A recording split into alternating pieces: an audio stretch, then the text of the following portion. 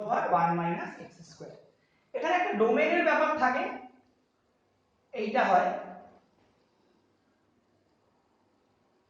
না, এখানে ইকুয়ালিটি হবে না, কারণ 1 এর সাথে ইকুয়াল হয়ে গেলে এখানে আনডিফাইন্ড হয়ে যাবে, মানে ডেরিভেটিভটা এক্সিস্ট করবে না তখন আর।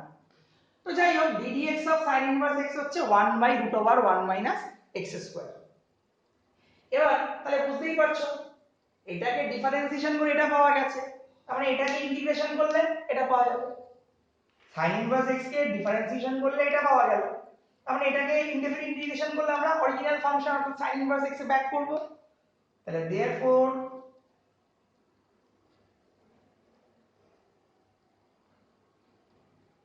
কি হবে, sin ইনভার্স x অবশ্যই প্লাস c দিতে হবে। সিটা কেন দেওয়া এগুলো আমি আগের ভিডিওতে ডিসকাস করেছি, তো ঠিক আছে, এটা তোমরা দেখে নেবে যদি ভুলে যাও।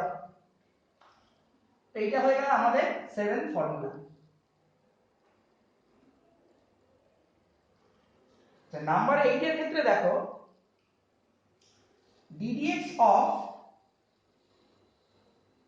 tan inverse x, ddx of tan inverse x কি হয়, 1 বাই 1 প্লাস x স্কয়ার। এর ক্ষেত্রে একটা ডোমেন ছিল minus infinity two plus infinity, মানে এই ফাংশনটাকে ডিফাইন রাখার জন্য এবং এটাকে ডিফাইন রাখার জন্য। তো এগুলো উপস্থিত ইন্টিগ্রেশন করতে আমাদের কোনো কাজে লাগবে না, জাস্ট কন্ডিশন হিসেবে লিখছি। তাহলে বুঝতে পারছো, এটাকে ডিফারেন্সিয়েশন করলে এটা পাওয়া গেল, তাহলে এটাকে ইন্টিগ্রেশন করলে আমরা tan ইনভার্স x এ ব্যাক করব। তাহলে therefore integration of 1 by 1 plus x square dx, তাহলে কি হয়ে যাবে, tan inverse x plus c। আচ্ছা এই প্রসঙ্গে বলি, এটাকে 1 বাই এরকম ভাবে না লিখে কেউ কিন্তু dx টা এখানে মাল্টিপ্লাই করে দিতে পারো, মানে ডাইরেক্ট ইন্টিগ্রেশন dx বাই এটা। এখানেও তাই, এখানে এই dx টা আমি 1 এর সাথে চাইলে মাল্টিপ্লাই করে দিতে পারি, মানে অঙ্কগুলো যখন করবে তখন দেখবে এইভাবেই আসবে, ওই জন্য আমি এইভাবে তোমাদের মনে রাখতে বলবো।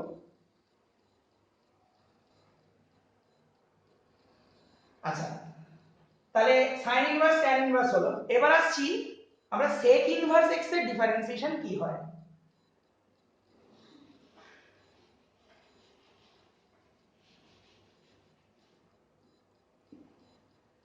তাহলে ইন্টিগ্রেশন অফ সরি ডিফারেন্সিয়েশন, প্রথমে তো ডিফারেন্সিয়েশনটা করে তোমাদের দেখাচ্ছি। Differentiation of sec inverse x, তো differentiation of sec inverse x কি হয়,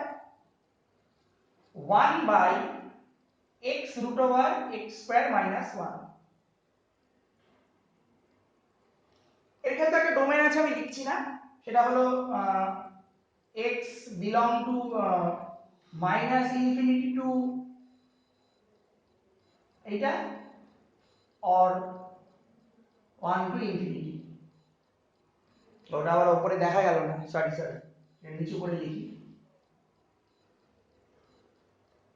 x belong to minus infinity two minus 1 or union 1 to infinity. তো এটা উপস্থিত কোনো কাজে লাগবে না তোমাদের, এটা আমি বলছি না, অত এমফাসাইজ করছি না। তো দেখো sec ইনভার্স x এর ডিফারেন্সিয়েশন করে কত পাচ্ছি, এইটা পেলাম, তাহলে বুঝতেই পারছো এটাকে যদি ইন্টিগ্রেট করি sec ইনভার্স x ফিরে পাবো।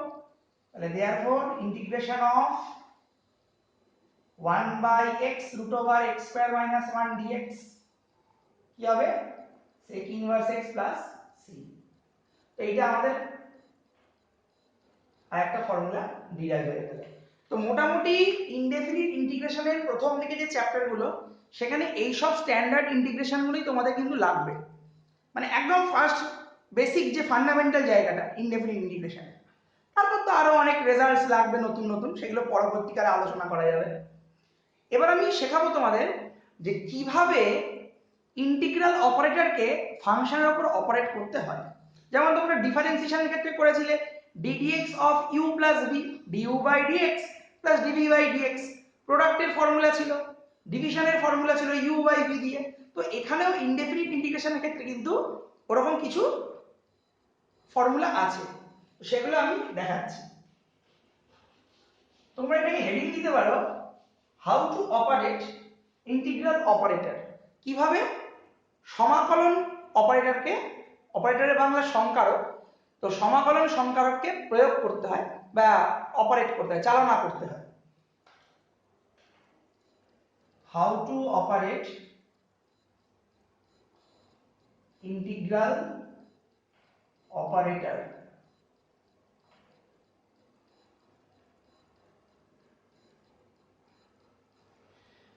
তো প্রথমেই বলবো ইন্টিগ্রেশন, ধরো দুটো ফাংশন আছে fx আর gx, ঠিক আছে, দুটো ফাংশন আছে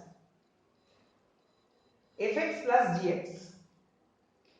ডিফারেন্সিয়েশনে কি হতো, এখানে যদি ddx থাকতো মানে ডিফারেনশিয়াল অপারেটর থাকতো, আমরা কি করতাম, একবার এর উপর অপারেট করতাম, একবার এর উপর অপারেট করতাম। এখানে সেম ইন্টিগ্রেশনটা একবার fx এর উপর অপারেট হবে, একবার gx এর উপর অপারেট হবে। তাহলে integration of fx dx plus integration of gx dx। বোঝা গেছে? যদি দুটোর বদলে মোর দ্যান টু ফাংশন থাকে, মানে ততোধিক অপেক্ষক থাকে, fx gx hx আরো কিছু ax bx অনেক ফাংশন আছে, তো সেম, ঠিক আছে, মানে একবার fx এর উপর হলো, একবার gx এর উপর হলো, একবার hx এর উপর হলো, এরকম রিপিটেডলি হতে থাকবে। আর সেম ফর্মুলা ভ্যালিড হবে যদি মাইনাস থাকে, তো আমি একবারে ওই জন্য করে দিলাম কি plus minus x। Number 2, integration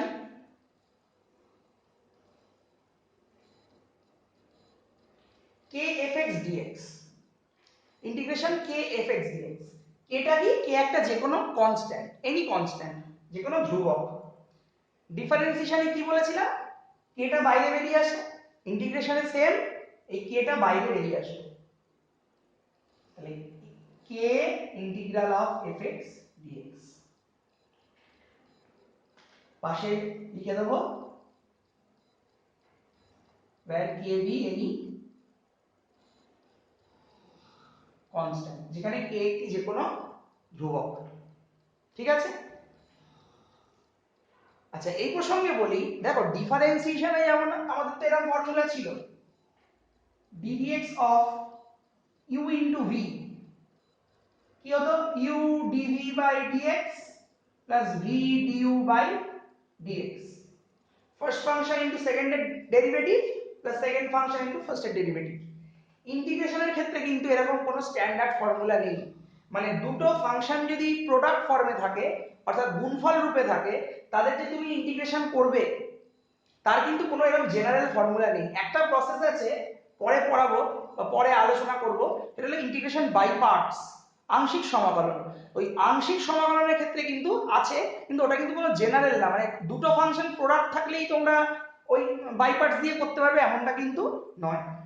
তো এই যে ফর্মুলা ইউ বি মানে প্রোডাক্ট, আবার ইউ বাই বি, ওগুলো কিন্তু ইন্টিগ্রেশন করা যায় না। মানে প্রথম অনেক স্টুডেন্ট এই ভুলটা করে, ধরো fx ইনটু gx এরকম আছে, তো অনেকে কি করে, একবার fx এর উপর ইন্টিগ্রেশন করলো ইনটু একবার gx এর উপর ইন্টিগ্রেশন করলো। এটা কিন্তু ইন জেনারেল ট্রু নয়, এটা কিন্তু সবসময় সত্য না, এটা ইন জেনারেল ট্রু না, মানে অলমোস্ট কেসেই এটা হবে না, হয় না, সুতরাং এরকম কিন্তু করা যাবে না। আবার দেখো ভাগের ক্ষেত্রে মানে ডিভিশন ফর্মে যদি থাকে, মানে ইন্টিগ্রাল fx বাই gx এরকম যদি থাকে, তো তোমরা কিন্তু কখনোই এরকম চিন্তা করবে না যে একবার নিউমারেটরের হবে একবার ডিনোমিনেটরের হবে, মানে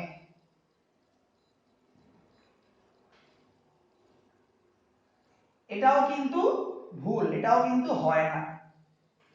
তার মানে ইন্টিগ্রেশনের ক্ষেত্রে দেখো অ্যাডিশনের হয়, সাবট্রাকশনের হয়, বিয়োগের হয়, কনস্ট্যান্ট থাকলে বাইরে বেরোচ্ছে, মানে এগুলো ডিফারেন্সিয়েশনের সিমিলারিটি আছে, কিন্তু এই কোশেন্ট ফর্মুলা, প্রোডাক্ট ফর্মুলা, এগুলো কিন্তু ইন্টিগ্রেশনে হয় না, মানে কেউ কিন্তু ভুল করে এরকম করবে না, ঠিক আছে।